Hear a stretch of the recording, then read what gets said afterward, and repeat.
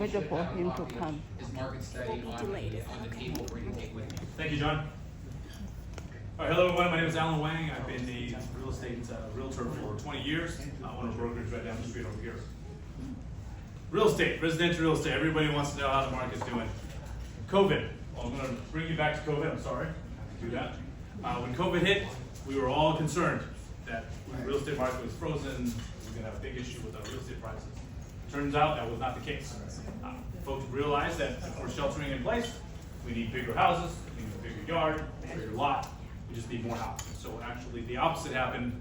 The real estate industry took off during COVID, and you all know this based on the prices that homes were selling at. Fast forward to May, June of 2022, last year, the market froze. The main reason for that was because inflation hit 9.1%. And the Federal Reserve said, oh boy, everything is running too hot, everything. We have to raise rates. And so they went off, Federal Reserve, and increased rates drastically, very quickly. In months, the rates doubled, the mortgage doubled for buyers froze, they paused, they were very worried. From June to December, that worry pretty much was all through the market, and most buyers were not buying, they were looking for a deal, but they really weren't going to make an offer that the sellers wanted.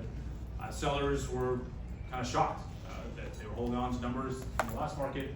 Buyers were really shopping them down 10, 15, even more than 50% in some markets. The ones that had to sell, they transacted. The ones that didn't, held off. January 2023, this year, buyers woke up and said, okay, rates are 5.5 to 6. It is what it is. I still have to buy a home. My kids are still going to school. I'm still getting married. We're still getting divorced. Families getting bigger, etc. So things are happening. Life goes on. I need to downsize. Things are happening. And so they look up and go, I got to sell my house, or I need to buy a house. And things are still going on. And so the buyers dealt with the environment, and they're still proceeding. We are in the tail of two markets. The first market, if your property is in a great school district, near companies, anything will sell. If you're a condo, townhome, single family, duplex, it doesn't really matter. If you're in a good location, good schools, around here, Universal, the house will sell. The second market is the one where perhaps you're not in a great school district, perhaps you're a little bit further from work or from the offices. Those homes are struggling. So for example, especially the condo market. In those markets, the condo markets are not moving. That's not folks' favorite product.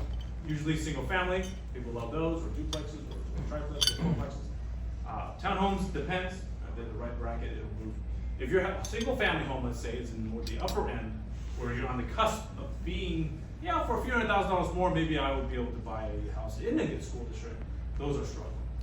As you would imagine, if I can put 3, 4, 500K more and I can get my child into a great school district, then I'm not going to pay for that bigger house on the wrong side of the boundary. And so that's exactly where the market is right now. Covered. And so if you're in that first market, those multiple offers are back.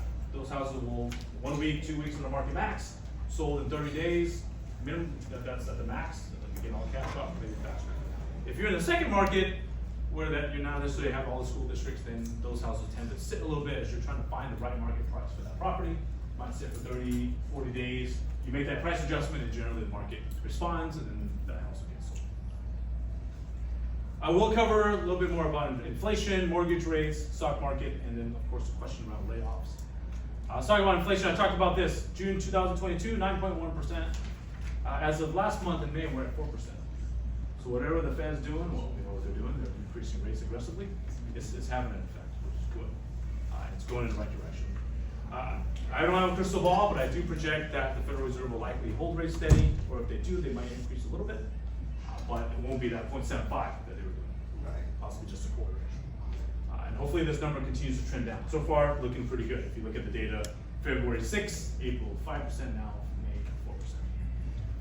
This is a slide that everyone always goes, oh, my parents or my grandparents used to say, you're all so spoiled. In the 80s, rates were 17.5%. This is what this slide is going to tell you. Yes, this is a little high because it's a nationwide rate. I'm seeing rates in at around 6.5% right now on a 30-year mortgage, even on a jumbo. And that being said, again, in the big picture, grand scheme of things, it's still pretty good rates, but although it has been a shock to folks that are in the marketplace. But definitely that's where they are. They were 5.5, 6 beginning of the year, but now they're around 6 to 6.5. Rates are up a little bit there.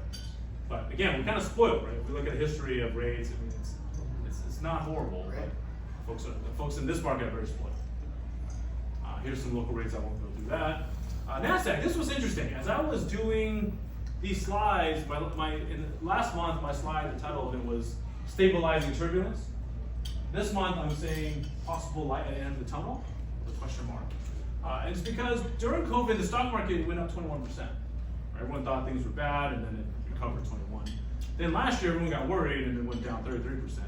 For those of you that own stocks, you know. And then this year, actually, it's come back. So this year, NASDAQ started around 10,000. Now it's about 13,500. And that's a 30% increase. So the reason this is important is because in this valley that we live in, the tech stocks are extremely important because these are all the down payments of all the folks that are buying your properties. And if this is suffering last year, where there's a 33% decrease, there's nobody excited about buying a house because they don't have a down payment for it. When their RSUs and options are not doing well, they're going to struggle. And now this is back, buyers will feel a little bit better because now they do have the down payment, that 20% that they can do to buy your property. Unemployment during COVID, we hit 16% because nobody could work. Everyone was sheltering in place.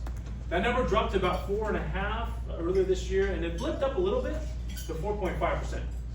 And not surprising because we've had a lot of layoffs in this area, and especially in January, we had quite a bit. Only company that hasn't quite figured it out is Meta. They just keep doing it. But most companies have done one big cut and they're holding. Now these companies all have very long runways. You tend to have a 3 to 6 month severance period. And so that's very generous to a lot of these companies. So no one's going to be fire selling their house because they're holding pretty steady. I have talked to multiple folks that have gotten laid off by these companies, and there's definitely more competition for jobs. The requisitions are closed, so there's not a lot of new openings coming. But there are some companies still hiring. It may not be in tech, it could be in a whole different industry. My wife went from tech to building submarines, for example. Didn't see her doing that, but it's amazing because it's different. But those companies are still finding. There are some contracting jobs out there as well. So no one's fire selling their house. If they want a job, there's one out there. It just may not be the job that they had prior, but we're not in a dire red flag situation as of yet. And as I mentioned, again, inflation's trending down, so Fed will likely hold rates steady or raise a little bit. NASDAQ's recovered for now, and then the sale of two markets. In that prime market, your house is going to sell very quickly. In that secondary market, we've got to find the right sweet spot for that property to sell. If not, we might be riding for a few days to figure out that equilibrium price, and then we might have to do a price adjustment to get sold unless we priced it right in the beginning. For buyers, now we are talking about DSTs today, but if you're looking to buy, this is always buyers, in hindsight's 2020. The market has turned. So if you're looking for the bottom, that was last year, of this last market. But it is still recovering from the bottom up, and it's not as aggressive as it was during COVID. So yeah, there's some overbidding going on, but it's not 5,000 over list all the time. I mean, agents are pricing it, maybe 5% under, and they're getting maybe 6% bump up, right? 1 or 2%. But again, we're catching it on the way up, so that's a good thing. But again, mostly competitive. So if you're buying, you're going to find yourself, you got to be aggressive with that. With that, I'll hand it back to John. All right. Thank you, Al.